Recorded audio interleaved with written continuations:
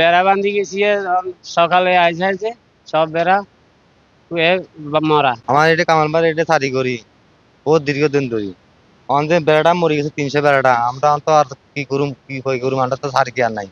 কারণ আমরা যদি আপনি কামাল ভাই যদি আবার যদি চেষ্টা করে যদি সরকারের মধ্যে যদি কিছু পাওয়া যায় তাহলে আমরা আবার সারি করতে পারবো। আমরা বউ বাচ্চা চালানো লাগবে নইলে তো আমরা আর হতে পারা মানে এমন অবস্থায় বেড়া সব মরে গেছে গো। কারণ আমরা এই কামাল ভাই আগে আমাদের বেতন বেতন দিতে দেবো না আমাদের পরিবার চলবো এই কুমারে আর কি। এটা ঘটনা হচ্ছে কালকে রাস্তা বান্ধি গেছিল বান্ধি আর কি এর লাগে কি আকাশে আছে না কি সব বেড়াটা টংটা ভরি আমার নষ্ট হয়ে গেছে গো। বেড়ায় কালকে বিকালে বালা পাখি গেছি বান্দিরে তুই গেছি ঘরে উড়াই তুই গেছি সবকিছু সুন্দর সম্পূর্ণ স্বয়ং সম্পূর্ণ সুস্থ অবস্থায় রাখি গেছি।